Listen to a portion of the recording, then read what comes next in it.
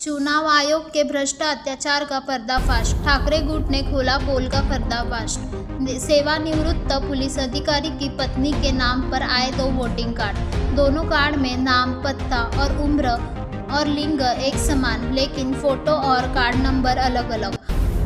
डाक से जब दोनों कार्ड एक साथ पहुंचे तो पुलिस अधिकारी अशोक कुलकर्णी और उनकी पत्नी अर्चना कुलकर्णी हैरान रह गए।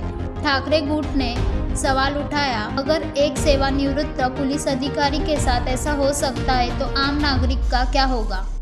माझ्याकडे माजी पोलीस अधिकारी आमच्या शहर कार्यालयामध्ये आले।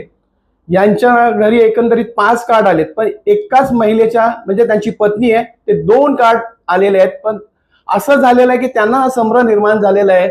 माझ्या पत्नीचं एक कार्ड असताना दुसऱ्या एका स्त्रीचा फोटो त्यावर लावलेला आहे, पण माझ्या पत्नीचं नाव आहे। तर ह्या भोंगळ कारभाराविषयी आम्ही विचारायचं कोणाला? महाराष्ट्र सरकारला विचारायचं। महाराष्ट्र सरकार डोळे झाकून बंद करून बसलेलं आहे का?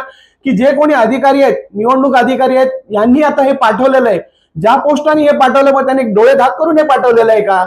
सामान्य माणसांनी करायचं काय? तर पोलीस अधिकाऱ्याबाबत असं होत असेल तर मग सामान्य माणसांनी कोणाकडे न्याय मागावा? महाराष्ट्र सरकारकडे मागावा की निवडणूक कार्यालयाकडे मागावा का निवडणूक अधिकाऱ्याकडे मागावा?